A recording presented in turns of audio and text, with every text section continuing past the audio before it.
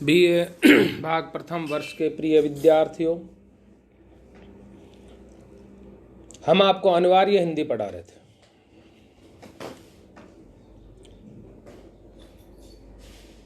अनिवार्य हिंदी में जो आपके काव्य संचयन पाठ्य पुस्तक है, उसमें संकलित कवियों का कृतित्व और व्यक्तित्व परिचय तथा उनमें उनकी कविताओं की व्याख्या हम आपके सम्मुख प्रस्तुत कर रहे थे। शुरुआती तौर पर हमने हिंदी साहित्य के इतिहास के बारे में आपको बताया। काल विभाजन, सीमांकन, तत्कालीन भक्त संत कवि, उनकी विशेषताएं, ये हमने आपको विस्तार पूर्वक बताई। कबीरदास जी, सूरदास जी, तुलसीदास जी, ये जो भक्तिकालीन संत थे, उनके विषय में हमने आपको बताया, उनके काव्य की व्याख्या की आपके सम्मुख। कबीरदास जी भक्तिकालीन निर्गुण शाखा के जो संत काव्य परंपरा के पुरोधा कवि हैं। सूरदास जी सगुण भक्ति धारा की, कृष्ण भक्ति धारा के मुख्य कवि हैं। तुलसीदास जी सगुण भक्ति धारा के, राम भक्ति धारा के प्रमुख भक्त हैं, कवि हैं। ये कवियों से ज्यादा भक्त थे, समाज सुधारक थे। अब हम इसके पश्चात आपको रहीमदास जी के बारे में बताएं।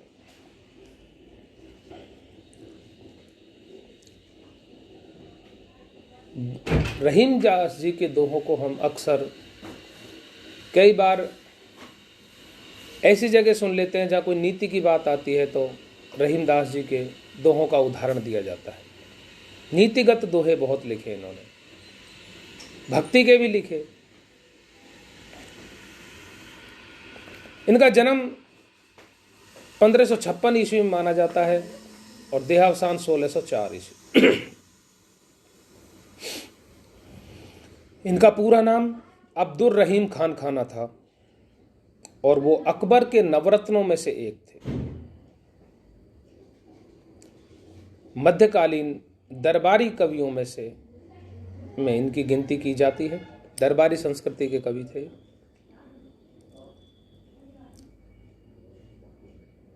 यद्यपि वो स्वयं अकबर के आश्रय में, दरबार में एक महत्वपूर्ण कवि थे, परंतु वो स्वयं भी अनेक कवियों के आश्रयदाता थे। केशव, गंग, मंडन, नरहरि, आस्करन जैसे कवियों ने उनकी बहुत प्रशंसा की है। देखिए, समझ रहे हैं आप? यानी कि वो स्वयं अकबर के दरबारी कवि थे, प्रमुख दरबारी कवि थे,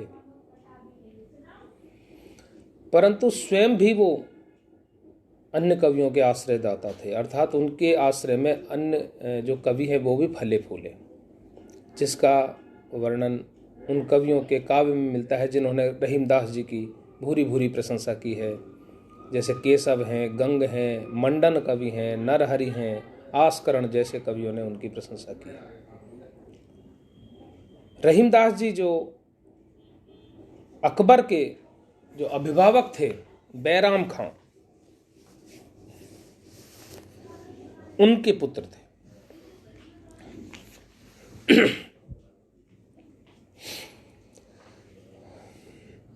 जब उनके पिता का देहांत हुआ तो वो मात्र 5 वर्ष के थे।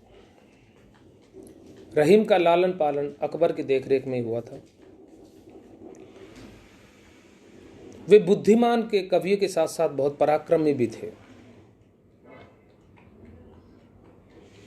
अकबर ने उन्हें पाटन की जागीर प्रदान की थी, जो कि गुजरात में है पाटन, उसकी जागीर प्रदान की थी अकबर ने।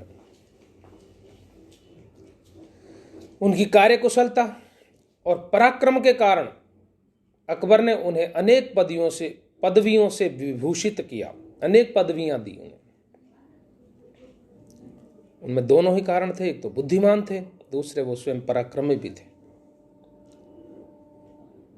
उन कार्यकुशल थे।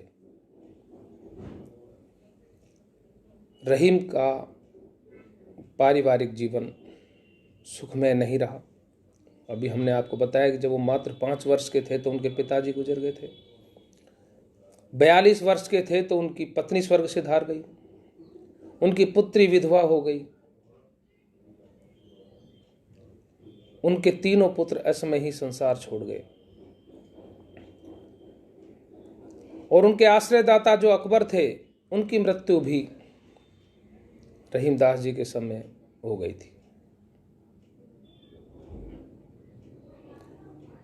सब कुछ उन्होंने शांत भाव से सहन किया। देखिए आप, पिता की मृत्यु हुई, फिर पत्नी की हुई, पुत्री विधवा हो गई, पुत्र चले गए, और उनके जो आश्रयदाता थे प्रिय अकबर, वो भी उनके सामने चले गए।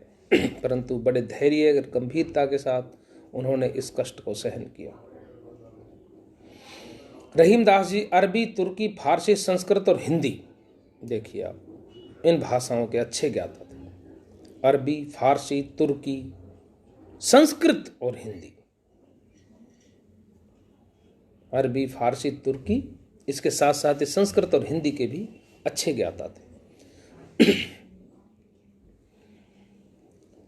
उनकी जो नीति परक उक्तियां हैं, उसमें उनके जो जीवन में घटना घटी, जो संकट आए, जो त्रासदी उन्होंने सहन की, उसकी झलक मिलती है उनकी नीति परक उक्तियों में। देखिए आप,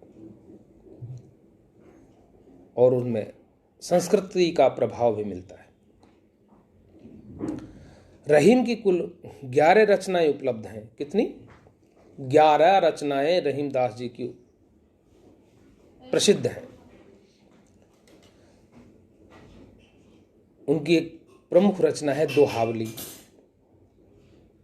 जिसमें लगभग 300 दोहे उन्होंने लिखे थे।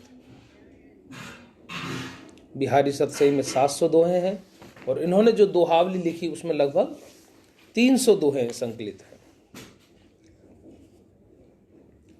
अन्य रचनाओं में नगर शोभा, बरवे नाई का भेद, श्रृंगार सोरठ, मदनाष्टक आदि प्रमुख हैं।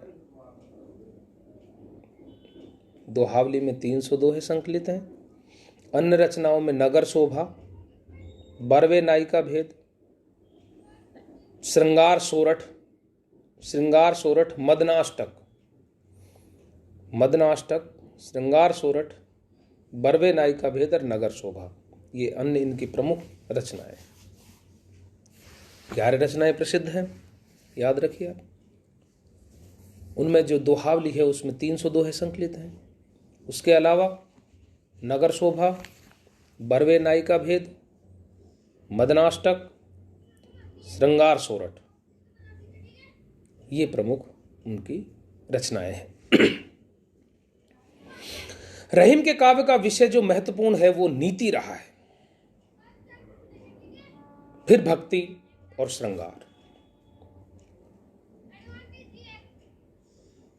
बिहारी के जितनी भक्ति, नीति और श्रृंगार की गंगा त्रिवेणी तो यहां नहीं बहती है, परंतु नीति में ये बहुत अच्छे दोहे लिखते हैं, भक्ति के भी और श्रृंगार के भी। तो यहां भी ये त्रिवेणी इनकी बह रही है, चाहे बिहारी जैसी न सही, परंतु भक्ति, नीति और श्रृंगार की त्रिवेणी इनके काव्य में भी बहती है। उन पर वैष्णव भक्ति का विशेष प्रभाव था, वैष्णव भक्ति का। और नीति और श्रृंगार परक जो उनकी रचनाएं थी वो दरबारी वातावरण के अनुकूल थी। दरबारी वातावरण में वो रहते थे, तो नीति की और जो श्रृंगारिक रचनाएं हैं वो दरबारी वातावरण के अनुकूल थी। और भक्ति की रचनाओं पर वैष्णव धर्म का विशेष प्रभाव, वैष्णव भक्ति का विशेष प्रभाव रहा।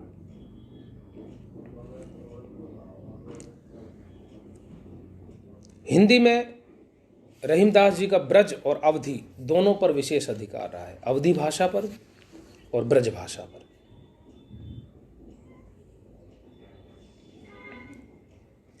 दोनों भाषाओं पर इनका पूर्ण अधिकार रहा है, ब्रज और अवधी। उनके काव्य में उद्गारों की सहज अभिव्यक्ति हुई है, जो उनको कहना है उसकी सहज अभिव्यक्ति उनके काव्य में हुई है। यानी कि भाव पक्ष प्रबल है, जो हृदय में उत्पन्न हुए उद्गार वो सहज ही अभिव्यक्त हो गए उनके काव्य में। उनका काव्य सरस और मर्म स्पर्शी है। डॉक्टर रामचंद्र तिवारी ने उनके बारे में जो लिखा है वो मैं आपके सम्मुख बोल रहा हूं, आप उसे गौर से सुने। रहीम व्युत्पन्न कवि थे। वे गुणियों का आदर करते थे।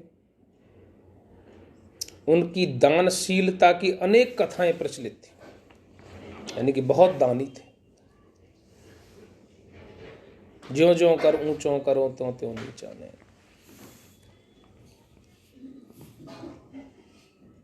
उनके व्यक्तित्व से अकबरी दरबार गौरवान्वित हुआ। देखिए आप, बड़े बड़े राजे महाराजाओं और अकबर जैसे महान सम्राट बादशाह के दरबार में जाना एक गर्व की बात होती है, परंतु यहाँ उल्टा वो दरबार गौरवान्वित हुआ। रहीमदास जी जैसे गुणी, पराक्रमी, कार्यकुशल और बुद्धिमान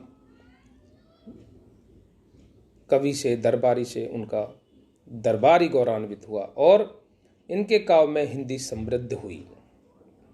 इनके काव्य से हिंदी समृद्ध हुई, ये बहुत बड़ी बात है। हिंदी को भी समृद्धि मिली। उनकी दानशीलता के उदाहरण बहुत मिलते हैं।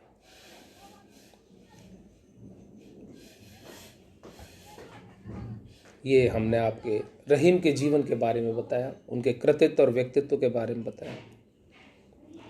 प्रिय विद्यार्थियों, इस वीडियो को आप अच्छे से सुने, याद करें, क्योंकि मैंने आपको रहीमदास जी के बारे में थोड़ा बहुत जो बताया है वो लगभग आपके लिए पर्याप्त है। प्रथम वर्ष के अनिवार्य हिंदी में आपके रहीमदास जी हैं।